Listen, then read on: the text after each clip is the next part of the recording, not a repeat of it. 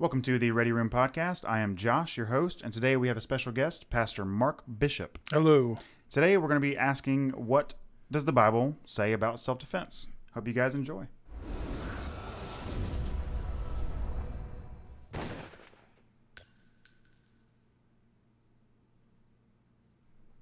All right, Mark, please introduce yourself, my awesome reverend. Well, my name is Mark. Been in ministry for quite a while. Started going to church, got saved in 1998, and just kind of started venturing out into what life looks like through the Bible and through spiritual lens and seeing what's true and what isn't. And so just kind of been exploring that side of things since that time, and have dealt with a lot of fun issues in my life. And so, yeah. Awesome. So, Pastor Mark has been my pastor for about, 2 years now? About so, yeah. At a church that I grew up in and left many years ago, and then came back to after my wild years of, stupidity.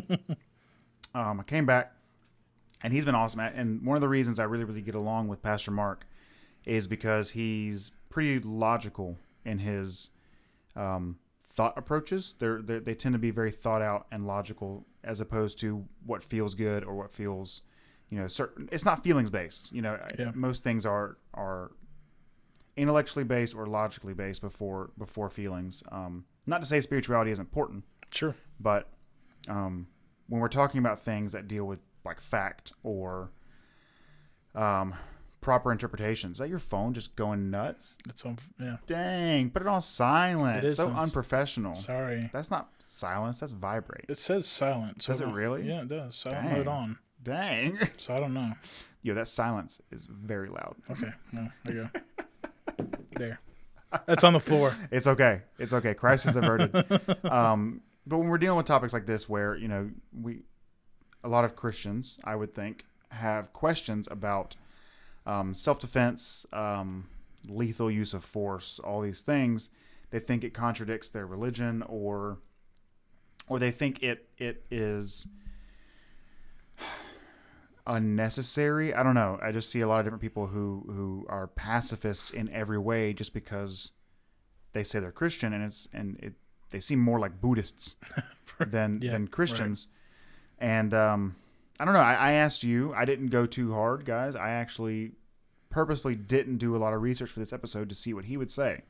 That way, he didn't come into it trying to agree with me, and he didn't come into it with me asking him to cherry pick. Right. I told him, look, just find anything you can find about self-defense, however it applies, and show up to the house, and we're going to do this podcast. And I still don't know what he's going to say. I didn't ask him before we started recording. Right. Do you have anywhere you would like to start? Should we define what self-defense is? Should we define like lethal use of force? Because I have a perfect place to start. Okay. I just thought of this. Okay. The biggest issue I have with a lot of people who are anti-self-defense, Right. is they go to "thou shalt not kill," and I'm immediately like, I'm pretty sure in original translation it really came out more towards murder. Thou Right. shalt not murder, because I think the Greek, I believe it was the Greek, has like 6 or 7 different words that have to do with killing.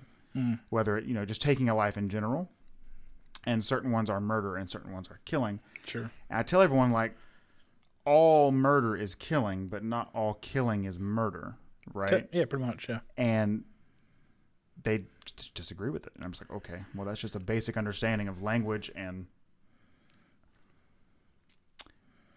I don't want to say knowledge of real life events, but even if you just look in the Bible, there's plenty of times killing was justified.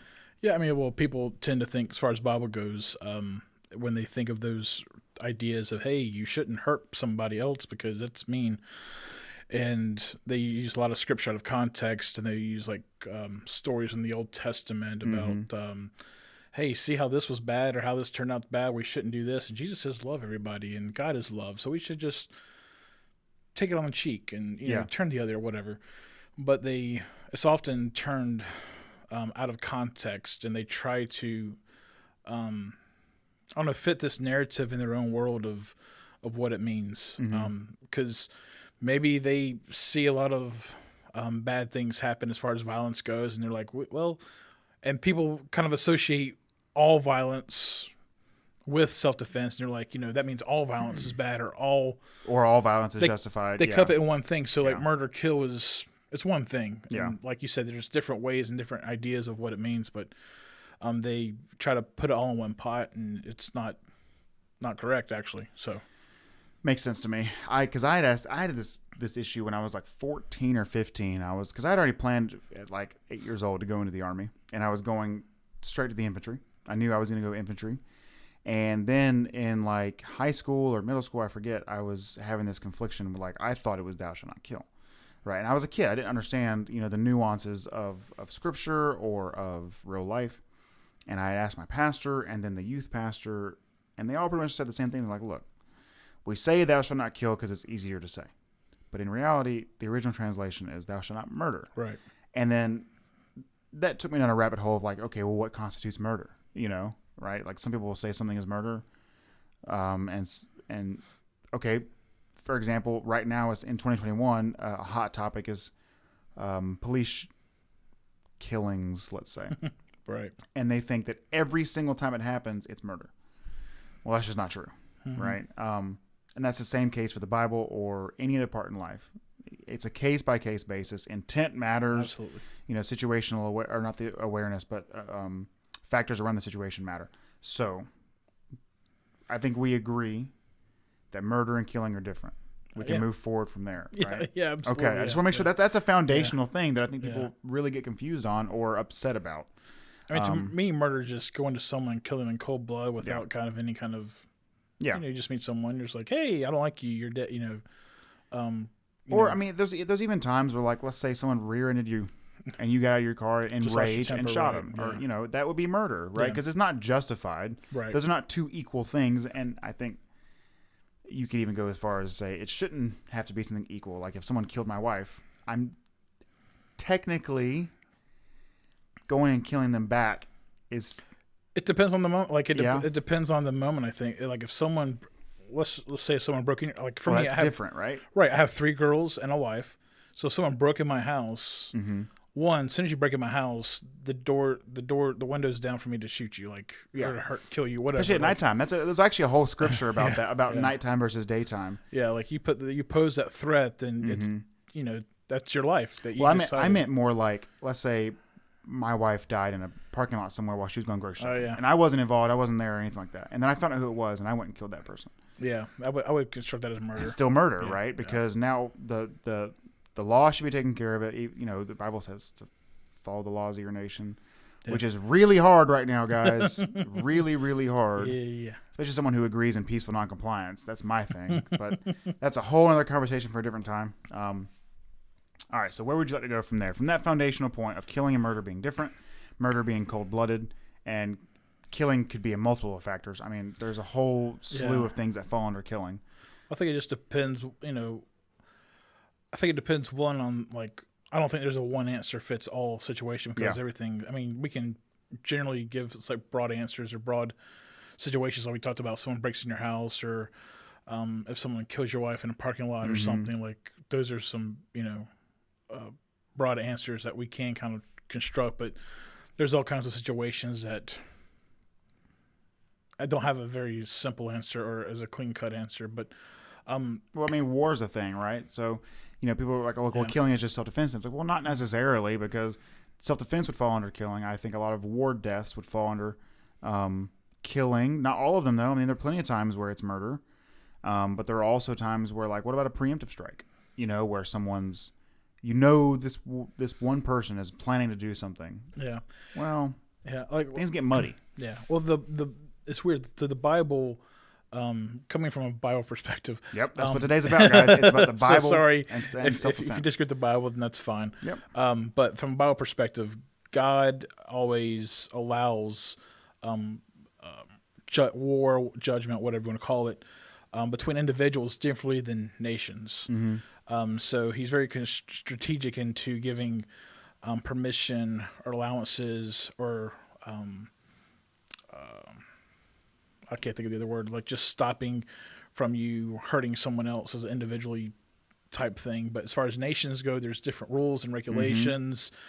As a group or as a people group as opposed to individuals. So, well, I mean, we know the Bible's full of instances of teaching individual responsibility, right? Like you're responsible for all of your actions. No one can make you do anything, that kind of thing, right? That's very reinforced throughout the entire Bible, from my knowledge, which is not his knowledge.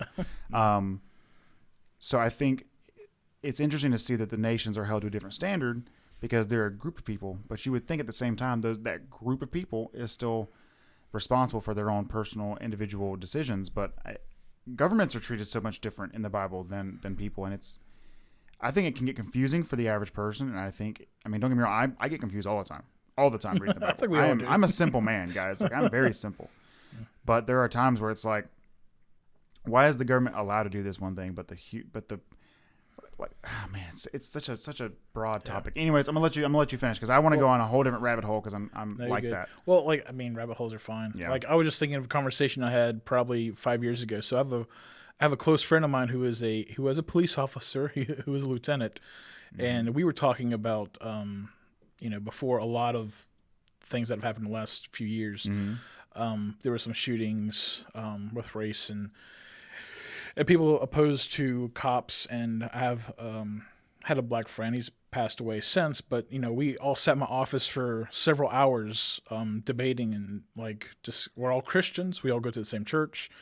I'm a minister. You have a police officer, and you have like he was kind of like an office guy, boss, but knowledgeable. And so we all had this conversation about. He proposed a question to my police friend. He said, "Hey, why don't y'all use tasers more or rubber bullets? I mean, just sit there and shoot rubber bullets." And, I'm thinking in my head, like, never thought of that. Okay. I've never, like, the first time I ever shot a gun was with Josh several months ago. So we went to the gun range. Dude, that was like a year and a half ago at this point. Was it? I think so. Sheesh. It's been a long time. We need to go back. That was fun. No, it had to be before. It was before COVID. Well, because the ammo was affordable. So it was before COVID. So it was a while ago. Oh my gosh, that's over a year and a half ago. Wow. Yeah.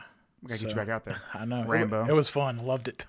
I wasn't very good, but it's a lot of fun though. I told you, man. It's an addictive hobby. It is for sure. And so, so I didn't have any kind of knowledge about the guns and what slows a person. I mean, I've been tased. I've been tased for fun. Oh, like, okay. Yeah, I just had a friend tase me, and like, I want to see what it feels like. So, I mean, it wasn't the one that shoots out as one that close up. Yeah, what do they call those? Stun guns, as opposed to the tasers. Yeah. So. But, he was talking, like, why can't you use rubber bullets? And the cop friend said, hey, little do you know, like, if people are on drugs or they're on something, or some people just have this increasingly, insane amount of adrenaline at times. Yep, which increases their tolerance to all kinds of things. Bullets are not going to do anything. Tasers don't do anything. I mean, they do what they can to try, depending, they do what they can to try to stop the situation. But they always try to de-escalate first, from what I could tell. Now, those situations, guys, before we go any further, I want to say, if you're listening, I'm not saying every instance is justified with the police. I'm just saying that more often than not, the police will try to de-escalate before they go to lethal force. But at some point, you show up to a scene and boom, it's popping off. Yeah, lethal force is 100% justified, and the failure rate for tasers is through the roof. I mean, if you're wearing thick clothing, if you're a thicker human being, if your adrenaline's through the roof, or you're on drugs, especially on drugs, if you miss, because you have to land both barbs to complete the current, it can't just be one barb. That's true. And you've only got one pack. I mean, some of the tasers have 2 packs to fire. Most have 1, and then you have to reload that. Yeah. And I've seen people get tased and just keep walking or keep running, and it's fine, know. So it depends on the situation. Like if someone can't talk on the newest one. Yeah. If someone is actively being attacked by someone with a lethal weapon, then you can't try all these steps and hope that you get through to the one that's going to work in time to save them. You go to the one that you know is going to work. Yeah. Right. Yeah. Absolutely. I mean, like, let's just go ahead and say, we know that there's bad cops, just like there's bad lawyers and sneaky bad CEOs. Firemen. Like, there's bad people in every genre, and people will have abuse of power and abuse of this. Yep. So let's just push all those things aside. Yes. And focus on the ones that are trained well, that have no power trip in their bodies. Yeah. For example, my friend, and So he, goes through this whole process of if someone's coming after you and you tell them, stop. So my friend's maybe 5'11", I don't know what his weight is, 180 pounds, whatever. Fit. And there's me coming after him. A taser's gonna make me mad. Yeah. A rubber bullet's gonna make me mad. Mm-hmm. And I'm not stopping. So what do? Do you just say, you know what, you broke the crime, I'm out of here? Yeah. Well, if I'm posing a threat and I'm not listening to his voice, then it gives him permission to open fire. Yeah. I mean, that's just, you're putting someone else's life at risk. Yes. And so... we would consider that, right? Murder. Or not murder, sorry. Not murder, right. And it would be more in the killing. So you were talking about nations with war and these different situations being different. I think we should start pulling out some scripture because, like I said, I don't know what you brought today. Okay, well, let's just do this. So, so we already talked about the Ten Commandments. How people say, "Hey, it says don't kill." I'm like, no, it's not actually murder. So, Matthew 5:38, it says this.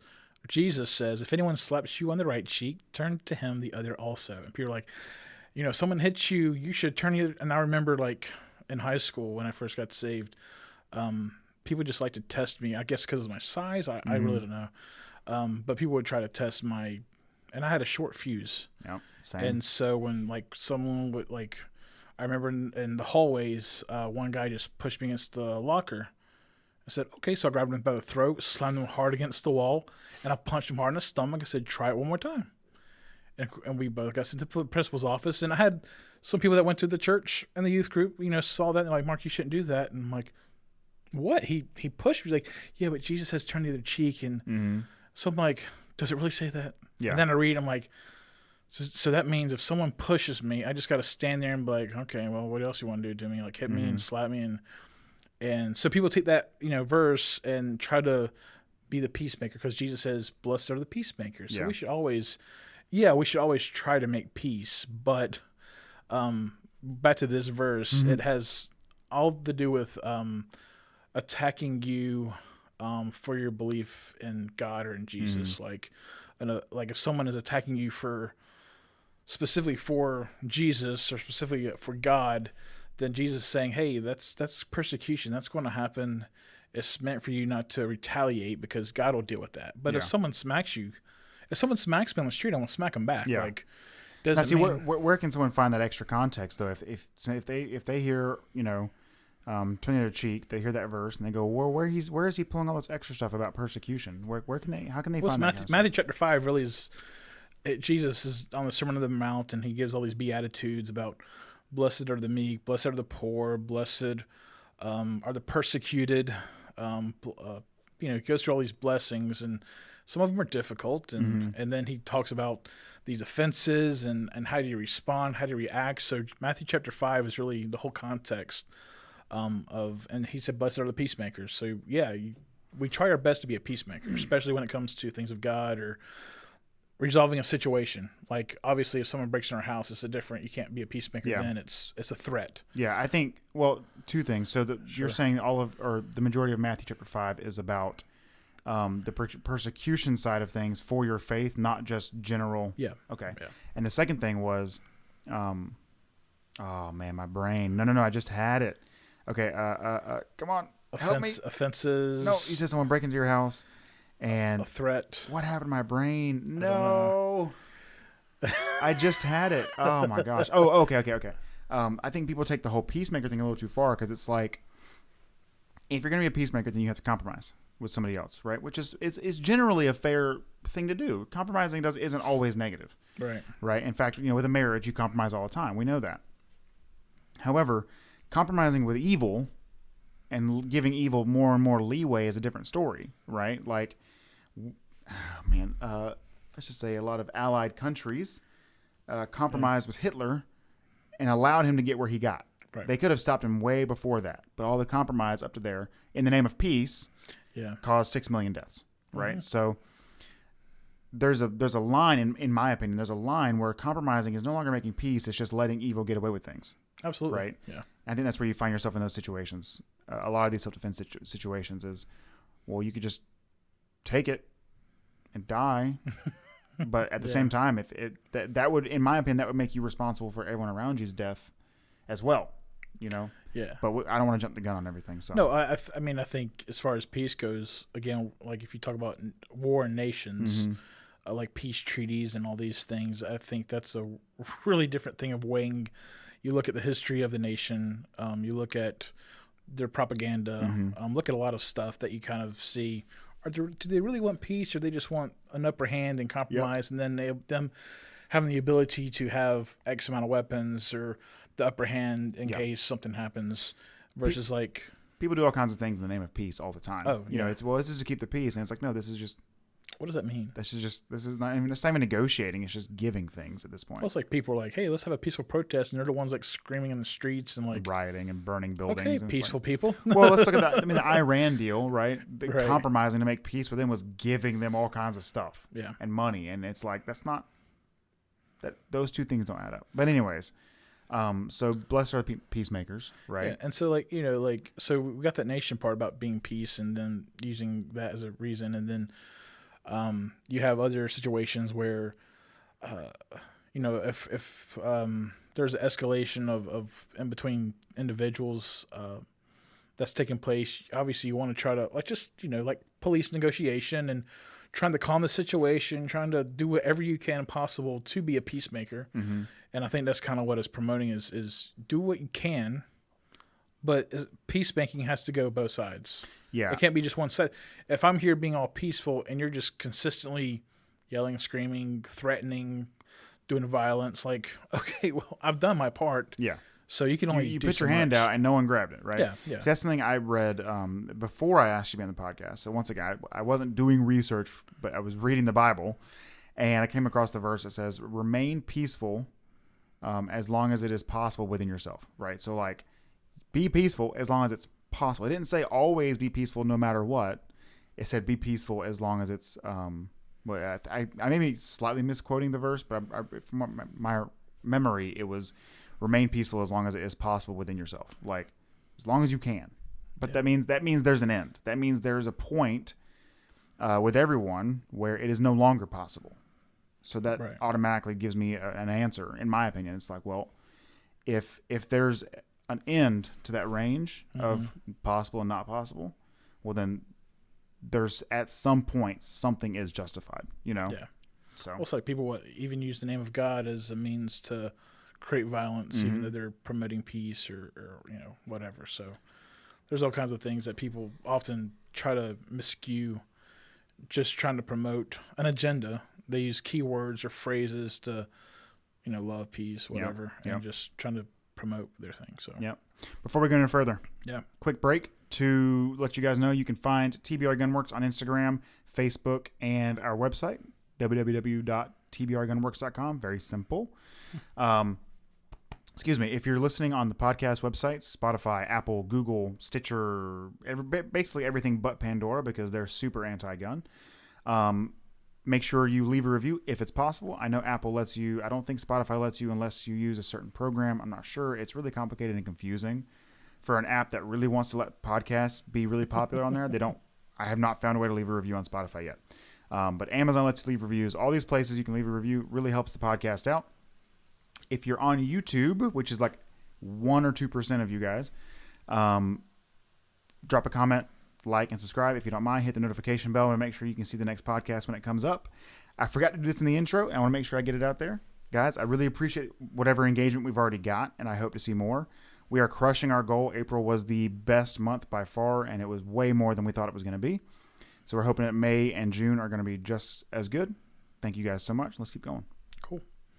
I wish I could have recorded that like ahead of time and like inserted it like it was a pre-recorded message, but it wasn't. It was just I forgot to do this. Let me do it real quick. It would have been easier to do the post, but yeah, it happens. Shut your mouth. Whatever. You didn't lose your train of thought. I know you were sitting there like, oh, he's so unprofessional. No, I can't wait to get back at this. No. I mean, I know it's a self-defense. We're talking about self-defense, but like my mind just kind of ventured a little bit because we've been talking about, guns as well. And, there's the idea of, you said Pandora was anti-gun. Yes. And that's what made me think of, it's interesting. I still haven't found like a good argument that just pleases my soul. Mm-hmm. That all guns are bad. We should ban guns. Mm-hmm. So I'm not anti-gun. Just heads up. He's not. So But you're also not some dude who built his life on guns, as in like a gunsmith like me.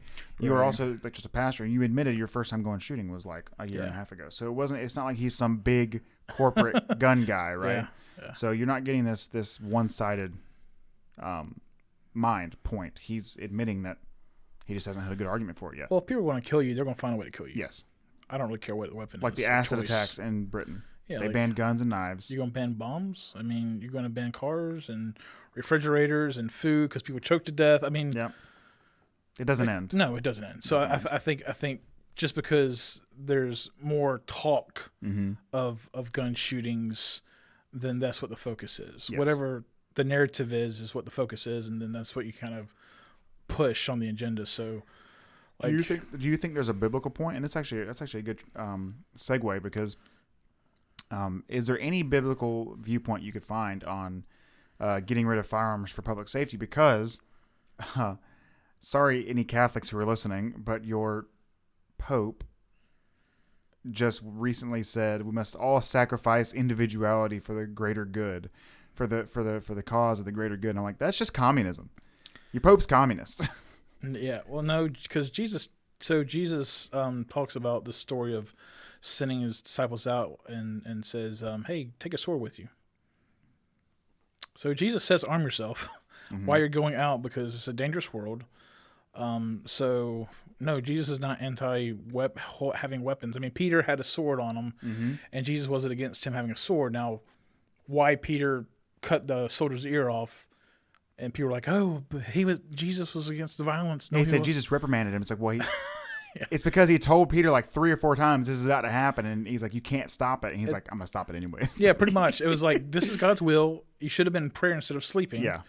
And Oh if yeah, you- he fell and- asleep. Yeah, so if you were praying, you would have kind of been in that mode of, this is the moment. And so Peter was just, you're with Jesus, and you see all these things. You don't want him to die. Like, Yeah. things are going great. Yeah. So He didn't reprimand him for attacking. He did, but not. It was the intent, right? Yeah, It was because he was trying to stop this thing that Jesus had already told him multiple times. This is going to happen, and it has to happen, and you can't stop it. And Peter was like, but I'm going to still try. And so Jesus was like, dude, come on. I've told you so many times. But see, I actually want to go back to the whole carry the sword thing, because I figured you were gonna bring it up. I just figured it was one of the ones that are easiest to get to. And I actually, like a couple months ago, saw this article that was written saying the reason Jesus said, if you don't have a sword, go sell everything you have to buy one, was because he wanted his disciples to look like criminals so that they would get persecuted. yeah, that's It has to be the dumbest article I've ever read. but But it was they were trying to make an anti-gun argument. It's like even Jesus wasn't actually for swords. He wanted his disciples to look like criminals to make sure the attention was brought to them. I'm like, that seems like a deceit. Yeah, I mean, they don't need a weapon. They're talking about Jesus. That's their supposed weapon of persecution. That's where you get persecuted, not because you have a sword. In fact, everyone had swords. Like, it's kind of a stupid. The weakest argument I've ever seen. I just want to bring it up because I figured it would come up, and I want you to know whoever wrote that. I wish I had. Yeah, I wish I had the website to put them on blast, because it was the dumbest thing I've ever read, and it was just like. So you're saying, and it was from a biblical. I mean, it was a biblical website. Like it was I don't know what denomination they were, right. but they were like, Jesus was actually not pro weapons, and I was like, what? And I tried to read it, and I was like, no, you guys are just wrong, and it's kind of sad how wrong. I was like, you guys are saying Jesus is lying. He wants his disciples to be deceitful and trick people into disliking them. Yeah, And the swords is what actually gets them persecuted, not him. Yeah, that's Jesus. That's kind of stupid. Yeah. Well, that's like we've talked. Like I've shared every time I talk about the Bible, I always say, Scripture interprets Scripture, and we run into problems when humans are trying to fit our lives, our narratives, Modern our viewpoints into the Bible. Like we're Americans, so we're going through gun control. We're going through all this, so we're going like, hey. Or anti-gun control, whatever, but we're trying to fit what's happening in America in the Bible and say, so Jesus was anti-weapons, and why didn't that come up? Or we're just trying to fit what's happening in the Bible and just letting the Bible just in context speak for itself. And I think that runs into a lot of problems with ministers trying to fit everything. And like, listen, like, let the Bible talk. And in my opinion, person applying his own thoughts to the Bible, it seems to me like Jesus would be like, yo, that's pretty cool that women can, the meek can now protect themselves more efficiently. That's pretty cool. Yeah. It's pretty cool to me, man. I'm just kidding. Well, it's a dangerous world. Yeah, it is. It was dangerous back then. All right. And men were specifically told to protect, Actually, did you find anything about men being told to protect the weak? Yes. Okay. I want to hear that real quick. Okay. Because people say it doesn't happen. Oh. So a lot of people who don't read the Bible think they know the entire Bible off of just hearing about other Christians talk about it throughout the years. And it's like, there's a lot of scripture in there, guys. There's a lot of things that you probably have never read. Yeah.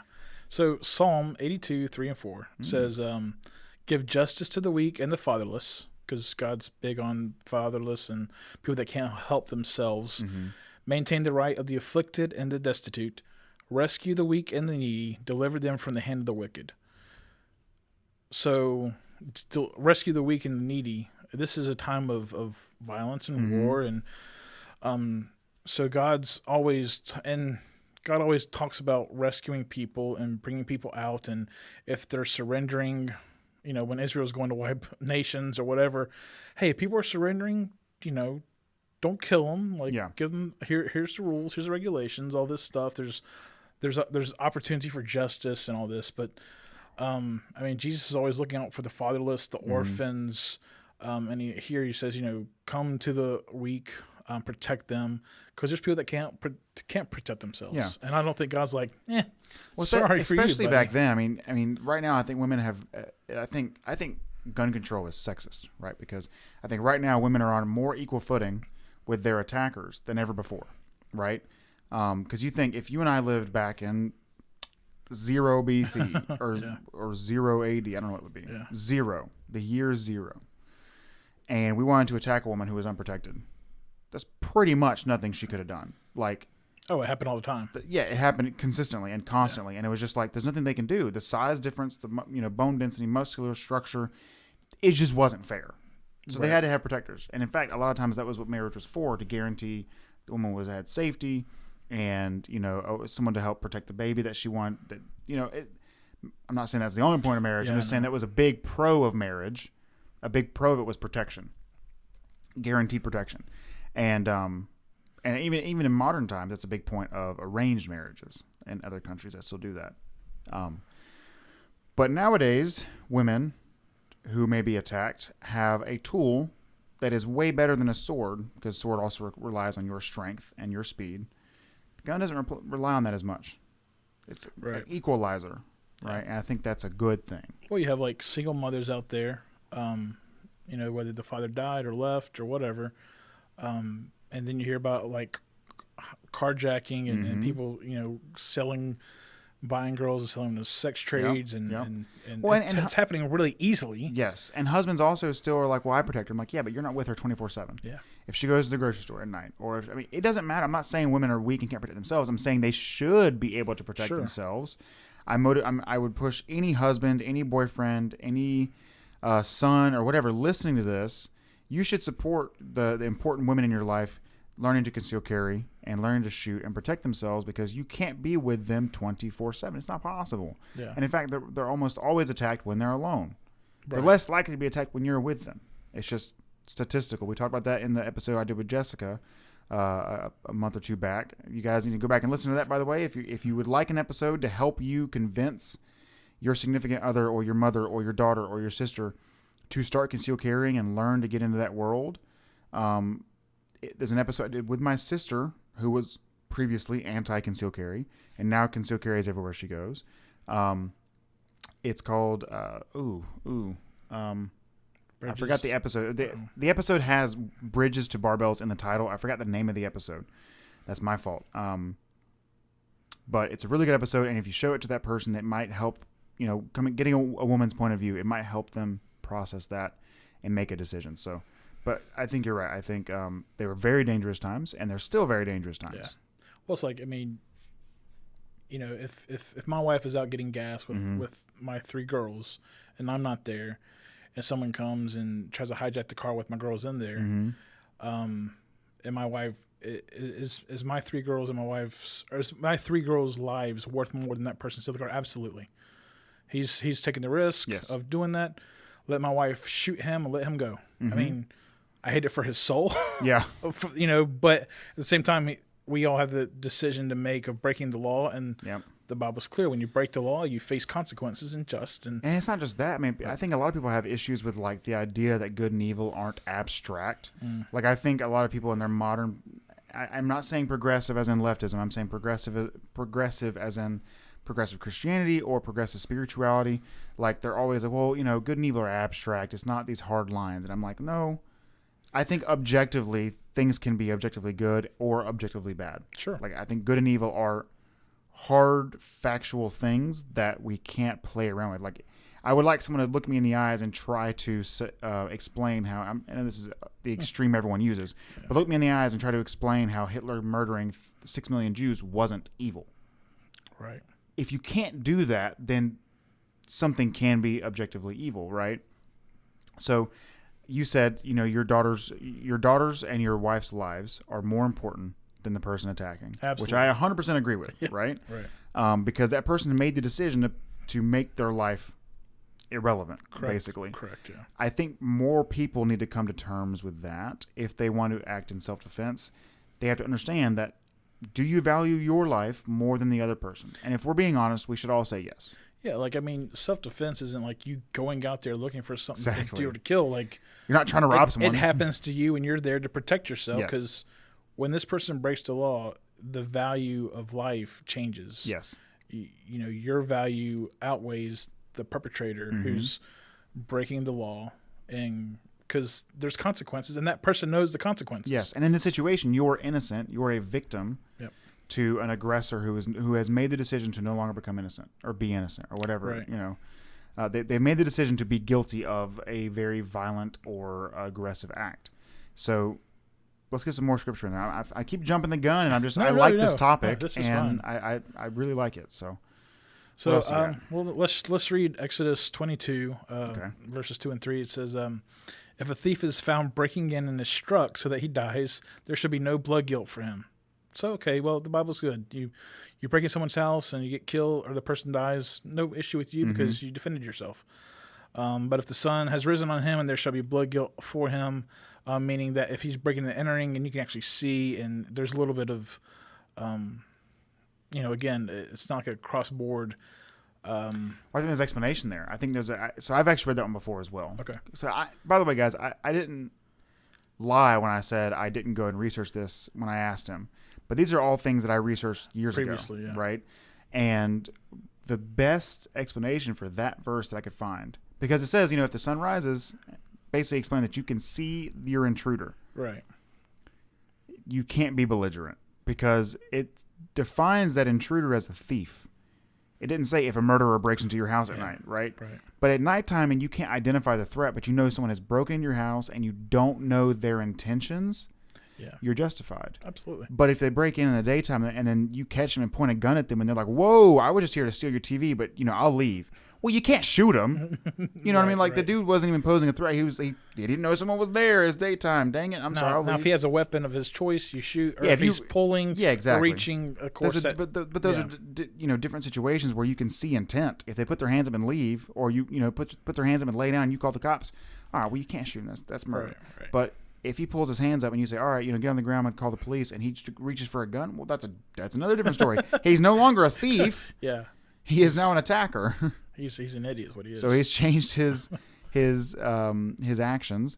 And that's I could not believe, when I found that verse years ago, I could not believe the Bible had something so specific, right? It was so specific. It was, all right, if a thief specifically breaks into your house and you basically club them. I don't know. What does it say? What does it use for the defense? Yeah. Crack them over the head. Yeah, pretty much. You're justified. However, if the sun's rising, now it's so specific because it's like, look, situations are different, and you're justified when you don't know the other person's intent and you're just protecting your family and yourself and your property. A lot of people can't get over the fact that property can be defended with lethal force. Yeah, the Bible gives you right to own property. How about that? And certain states, I'm not going to say what state this, I'm going to give an example. In a certain state, there is a minimum amount of money something has to be worth before you can shoot someone who's trying to steal it. And that minimum is $400. Really? They place someone's life, a thief's life, at $400. If it's $200, you can't shoot him. It's not worth it. $400, justified, dude. I was like, so if we got a sale today, $3.99. You're safe. I was like, so if I look at my window at night and some dude is, and this is not my state, regardless, this is a different state, but it's just an example.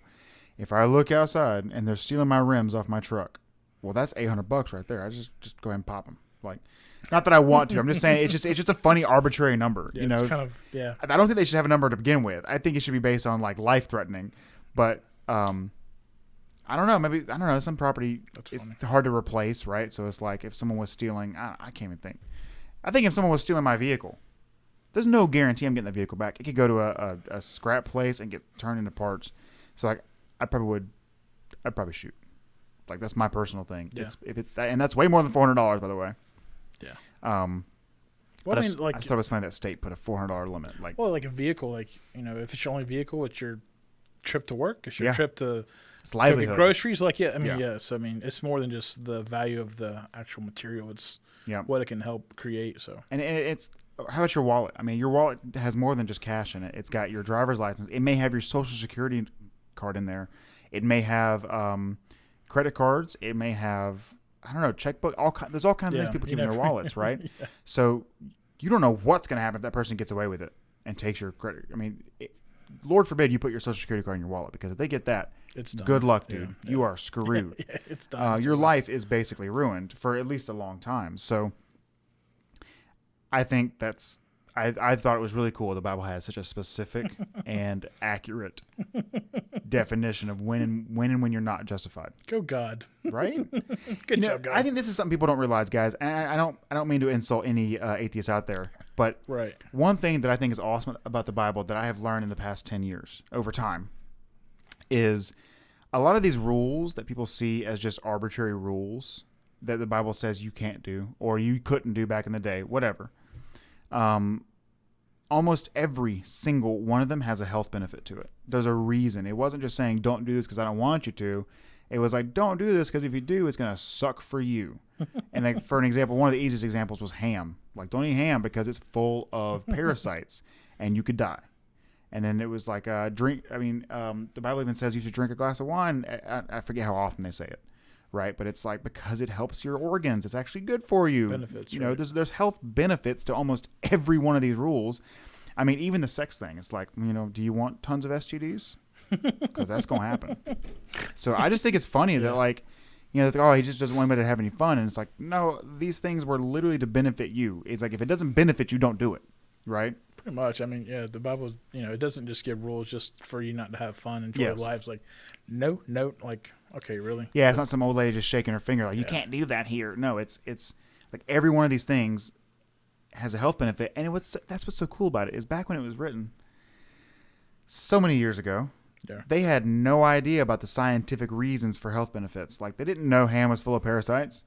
They didn't know have a glass of... did what it said. Yeah. If they didn't know a glass of wine would make you healthier over time, if you did it on a regular basis, a specific... I'm not saying all the time. I'm not saying every 5 minutes alcoholics, guys. I'm not saying every 5 minutes. I'm just saying... Because then it turns into a bad thing. Yeah, exactly. The overconsumption is a bad thing. But it does say... I don't remember if it was I think it was at night with dinner. I think that's all it says. Is it dinner? I don't remember. I think all it says is at night with dinner, 1 glass of wine or something like that. I could be wrong. I'm not going to pull up the exact scripture. But that was just a healthy thing. It's really cool to see that, you can't explain that away. You can't say, oh, only humans wrote this. Or only humans had input in this because they didn't know there was parasites in hand. They didn't know the reasons for any of these health benefits. Right. Can you imagine? So if humans wrote this on their own, the personalities, it would just be insane. Like for me, all over the place. It'd be all over the place. There wouldn't be any agreement. Yep. But the Bible completely agrees with itself 100% all the way through front to back. Yeah. And that's impossible to do with all these different writers. Yeah, right. That's impossible. That's Guys, Well, it's like for the that's not possible. for the Exodus thing, like the sun, if like for me, I'd be like, well, I have shades. Does that count? Yeah. My house is dark. Yeah. There is no sun piercing There's no through. sun in my house. So guess guys. what? I don't like natural light. I keep it dark. I get to run this scripture because Yeah. it's dark always. No, that's a good scripture though. I like it. It's very helpful and applicable. You know, Yeah. it helps people. I think people should research this to make them feel better about decisions they may have to make. Yeah. Because if they're stressed about this or worried about it, because I know people who are like, I want to carry my gun to protect myself, but I'm scared to make the wrong decision. Well, read these things. Yeah. Because it tells you when it is and isn't okay. And also know your state's laws, because there are plenty of cases that are not okay that aren't covered in the Bible, right? Yes. You know, I know a lot of cops that are blown away by the people they have to arrest who look for any reason to shoot someone. Like, oh, well, he was doing this. He touched me in the grocery store. It's like, that's not a reason. That's not a reason, bud. Well, he threatened to hurt me. How? Well, he said he was going to punch me if I didn't get out of his face. Right. Maybe you should have got out of his face. Yeah. Like, you know, there's all different kinds of things. People go too far to one side. But you can't be on the other end where you're just completely pacifistic until it's too late. Yeah. So continue, Reverend. Well, I guess, yeah. I mean, it's always good, one, to go through the proper channels of getting your concealed weapons and going Which through there the shouldn't training. be, in my opinion. I'm just going to interject, because all gun laws are infringement, in my opinion. There shouldn't be any laws on concealed carry or carry in general, but continue. Well, my thing is just like it has to have someone there to help you being able to handle the weapon and being able to go through the process. That's what I mean. Like, well, I mean, I agree. Like, if your state says you have to have a concealed carry permit, I legally have to say you should follow that law, and biblically I have to say you should follow that law. However, I really wish those laws didn't exist. Yeah, but that's where we make change, guys. Go get elected and change them. Well, it's just, and it's also weird. Like, some people that have a concealed weapons permit, like, I don't know if I want them shooting at anyone near me because they have the weapons permit and they have the weapon, I don't trust their their aim or their judgment call. So I think it's kind of a lot of people I've met who carry really shouldn't be carrying. Not on a legal standpoint. Like, this is America. I think you should be allowed to. But man, you are not prepared. But see, it comes out of, once again, individual responsibility. Yeah. People should put the effort in to make sure they're an accurate shot. People should put the effort in to practice under some stress so they understand what adrenaline is like. Because it's not the same. Going to a range and shooting a paper target at 5 yards is not the same as defending your life from an attacker. Yeah, I mean, adrenaline ruins fine motor skills. It ruins decision-making skills. Like, it's a completely different world, and people are so complacent they don't do any of that. Yeah, you know, the potential of another life being gone in your hands is a serious thing. So you should take precautions, seriousness of that, not. Yeah. So. Like, well, and some people say, like, well, I'm not in the military. I'm like, yeah. And why do you think the military does as much training? Like, I was infantry, and we shot a lot. We trained all the time. Like, our work. Sorry, guys who are listening. I hit the mic.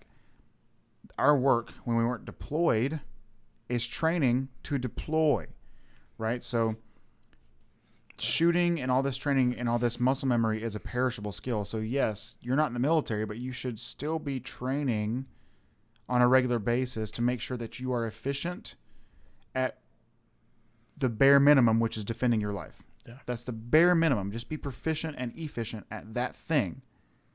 And that's good. But just they go shoot once every year at the shooting range and go, oh, I'm good. I'm like, okay, well, how fast can you draw your gun from your holster? Can you hit a moving target? Yeah. Like, yeah. Or can you shoot further than 5 yards? What if a guy's at 20 yards aiming a gun at you? You just gotta run. Get closer, please. No, you guys gotta dynamically stand train, still, please. And this goes back to Mark Smith's last episode, guys. I'm not gonna go back into training, but go listen to that one if you want to understand why you need training. Trust me, you need training. Got any more scriptures for us? Yeah, I mean, just a few things, because I think people use a lot of, like I said, scriptures out of context where you shouldn't hurt, kill, whatever, self-defense, because everyone's in the image of God. Okay. I've heard that. Yeah, and so that was one of the biggest ones I've heard. And technically, yes, every individual, every human being is created, bears a semblance of God, because God breathed breath, breathed life. Every person has, but again, the God also gives everyone this free choice, free decision, and everyone will have to pay. Yep.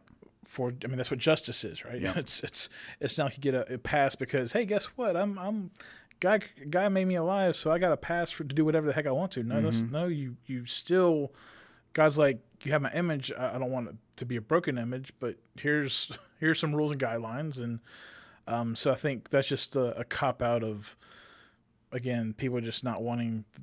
Again, they're associating violence with self-defense. Yeah, I think that's a big miscommunication. Because so here's something I read as well, was the Bible was talking about like, woe to those who love violence, right? Because it was talking about violence as in violence for the sake of violence, not the application of violence in the proper channels, whether that be we have to go to war, that's violence, but maybe you don't love war, which most people don't. Right. Or self-defense where you have to use violence to protect, let's just say, your wife's life or your son's life or whatever. Well, that's violence that you had to use, right? So it's not saying violence is bad. It's saying don't have bloodlust and just have the need to go kill people, you know? So, like, there's these fine lines that people like to step over and just say, well, nope, it's all bad. It's like, well, either you have no critical thinking ability whatsoever or you're just lazy. Yeah. And it often comes down to laziness. But I've met a lot of people who have no ability to critically think. They're just like, oh, no. I read the scripture. I took it at complete face value. And it's like, well, that works a lot of the time, but not this time. Because, there's some scriptures that make no sense at face value, right? So you can't just, you have to read context. Like I said, you can't cherry pick. You got to go into full context as to why it was being said, when it was being said, who is it being said to, all these different things. And they're just like, nope, I don't know. It seems like I shouldn't like violence. Like, I agree, you shouldn't love violence, but however. People bring Cain and Abel's story involved, and so first murder. Cain kills Abel, and Cain's like, oh, this is so much for me to bear. And God's like, okay, I'm going to protect you, put a mark on you, and no one's going to harm you. And if they do, I'm going to deal with them. Which is such an interesting story, isn't it? He kills his brother, the first murderer, and then God's like, I'm going to protect you. And you're like, what? Yeah. Is that justice? And people use that as, well, see, God doesn't want murder. Of course God doesn't want, like, Cain murdered him. God's trying to, like, create this sense of, hey, I don't want this to ricochet. I don't want this to be a domino effect of, well, then someone murders him. Well, then Seth is going to come and kill. Yeah. Because you killed my brother, and you have a whole Star Wars thing going on. Star Wars. We need a Star Wars episode. The guns of Star Wars. Yeah, Bible and Star Wars one. But so God's whole point was to protect this domino effect at his, like, without really coming down and putting a bubble or doing or just wiping free will. It's, I want to put a mark on him and know that if someone kills you, then I'm going to deal with them because I don't want this to be an ongoing thing. Yeah, he'll be avenged sevenfold, right? Yeah. That's what it was. And that was to prevent the further spread of more and more violence for the sake of violence. I mean, God was trying to without kind of nuking the planet. There you go. Yeah. Which he does later. Yes. With water. We suck, guys. Humans suck. Pretty much. I mean, like that. That's for me. Whenever I see like gun control, I always say, from my perspective, everyone has a sin problem, and therefore left with our own devices and without God, we just create more problems and more harm to ourselves and to others. If you don't believe me, just look at human nature and look like, I'm a good person. Well, how good are you? Like, if someone did X, Y, and Z, how would you are you really that good? Like, I don't think any of us are 100% good to every degree, because in all situations when we're put into something it's not possible, because 100% good in all situations just means Jesus. Pretty much. And guess what? I am not Jesus. I don't come close. I don't think I can. So it's just one of those things where you just do the best you can and understand that I think scripturally there's a lot of support for you to defend your life and those around you. Yeah. I mean, do you have any other scriptures that you found? Or? Not really. I mean, like, the only thing I think of is like Romans 13, which is the whole chapter about obeying the laws of the land. And people use that people use it out of context a lot, but people focus on the laws, different nations, different laws, like I don't know, Iran, if you steal something, your hands cut off, right? But like right now, you have the defund police movement because of everything going on, and there's just all this outbreak of lawlessness, and Well, I think that was a question I was going to ask you. What do you think? So let's just say hypothetically, the far left gets exactly what they want, and all police is abolished. Yeah. Right. Mm-hmm. Well, at that point, it's just vigilantism, and I can say I'm following the law of the land because there is none. Biblically, I don't think you can get away with that because you used to be murdering if you did stupid stuff. But I mean, like, but there's no police to protect you from me now. Yeah. Well, so the whole purpose of government, according to the Bible, Romans 13, the whole purpose of government is to fight evil. Yes. That's its whole purpose. Nothing else. Like healthcare, not really. I mean, cool, but it's not its purpose. To regulate all these laws, it's not its purpose. Its purpose is to get rid of evil. To prevent me from having a create machine justice. gun? No. So I think sometimes it's just borderline of how, things do you take too far. Like, people are like, the speed limit's 55 and you're doing 56, Mark. You break the laws of the land. Like, like you go to all these a little bit of extremes, but sickening. If you look at the whole purpose of the government, it is to shun evil. It is to fix. What happens when evil gets in the government? That's a tough question. That's a whole podcast topic, isn't it? Yeah, I mean, yeah, because like we had the government getting involved, like this whole. I hate talking about COVID, but you had the government getting involved in closing down churches, and the government's deciding what's essential. Yep. Not the people, but the government's like, hey, are you allowed to say any of this as a pastor? Sure. Oh, you're not in the pulpit. Doesn't matter. Yeah. Yeah. I mean, I'm not. I'm not anti-government. I'm not anti-Democrat, Republican. Okay. I'm a very pro-constitutionalist. I'm pro-Constitution. So I think the Constitution should govern speak for the United States. I concur, but I am actually at this point, I am now anti all of it. But the Constitution doesn't mean Constitution. Anything right now. No. So it's kind of hard to be a constitutionalist when it's not meaning a whole lot. Nope. But yeah, like as far as like the Bible and the government, like, I think the Bible gives us some good, strong values and rules. Value life. Yes. Value your family, because the Bible talks about, men. Hey, guess what? If you don't take care of your family, your prayers are hindered. And so God's like, I'm not listening till you fix your house, son. Pretty much. Like, hey, if you neglect your family, like, I don't care what you say. You can pray to there's a lot of pastors out there that I've met that are very pro ministry, but very not good with, family. So, there's that little disconnect where I'm like, well, God's not, is he really listening to your prayers? You can manipulate for so long or so there's things in the Bible that, value life, value family, and part of that is self-defense. Part of that is keeping things. Do you like? I don't know. Do you have like random like knife objects laying around for your daughter to like crawl on? Like, no, you go for protection. Yep. Same thing if someone broke that. Like, there's protection.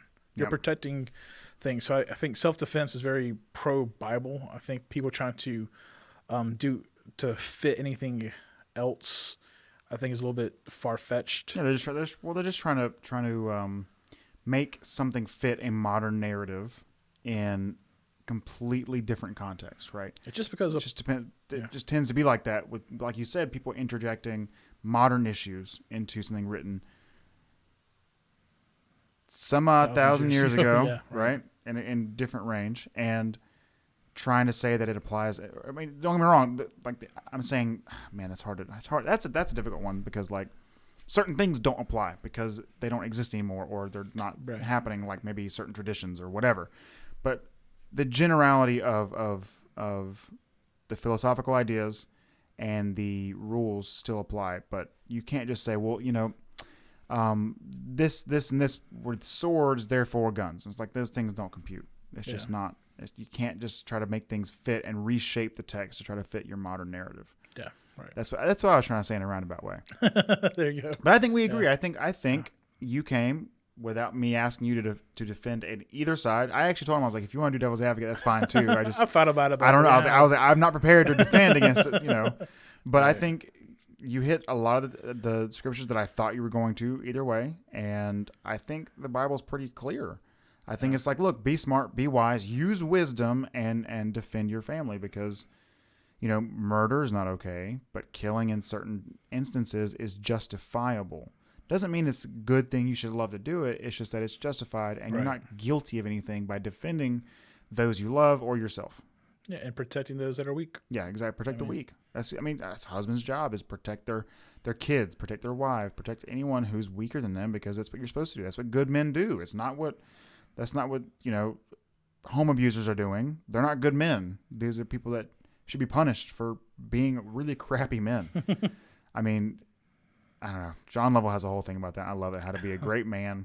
Yeah. From a biblical point of view for your family and all that stuff. It's really awesome. Well, that's our time, man. That was good. Cool. I think it came out pretty good. What do you think? I hope so. I mean, awesome. I hope you enjoyed it. I did. The listener, hopefully it sounded good. I think some people are going to really like this topic. I think a lot of people struggle with defending their belief of being able to defend themselves in the Bible. They don't know where to pull from, or people are against it but they're looking for the counter argument. So I think this could help a lot of people. I liked it a lot.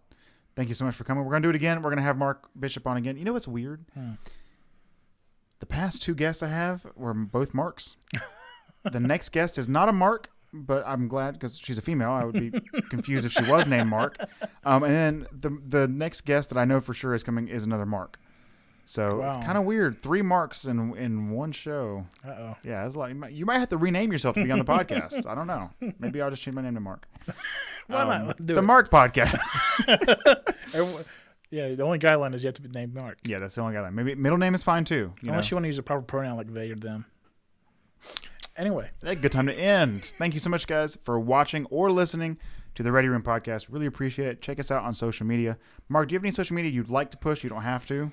No, I'm good. Cool. I wasn't going to actually... I almost brought up the church we go to. I was like, no, I would be safe. Because it's not like we're advertising locally. This is across the country. Hey, real quick.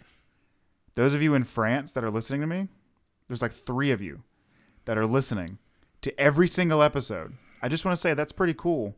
But you should move to a cooler country. Bonjour, comment allez-vous? That is not that language. You should move to a country that can own guns in a much higher level than you guys can.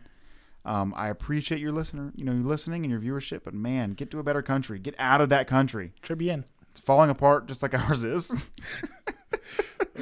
Oh, that's it, guys. Be safe. Take care. Thank you again, Mark. Yeah, man. Remember that every gun law is an infringement, and have a great rest of your week.